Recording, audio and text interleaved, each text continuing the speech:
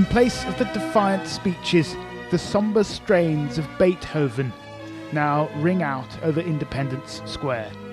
This revolution is moving into a new phase.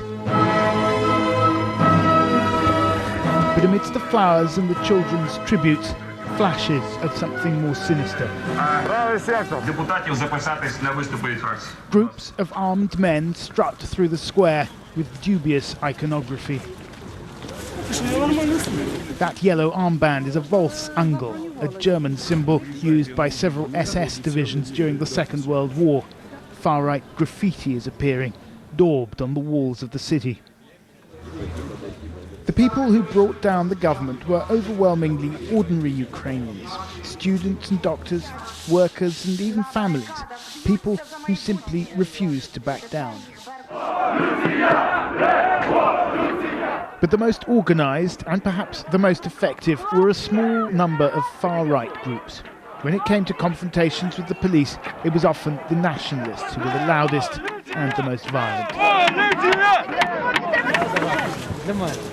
A group calling itself the Right Sector is perhaps the largest. Its members can be seen marching around Kiev in columns of about a dozen. Mostly they carry baseball bats. Sometimes they carry guns. We met these men posing for pictures outside the burnt-out remains of what was once their headquarters.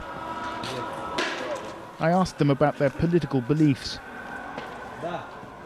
Национал-социалистская тематика иногда в некоторых людях она есть проступает, как бы, чтобы была единая нация.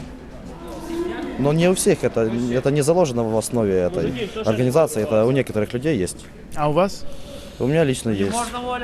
В смысле? Объясните. Мне как бы нравится эта идея единой нации.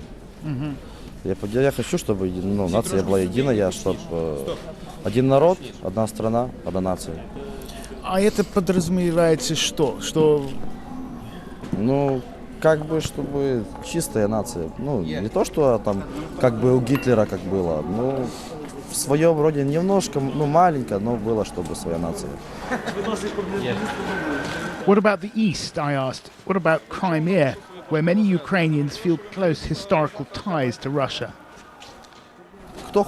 Кому нравится Россия, пусть едут в Россию. Украина только для украинцев.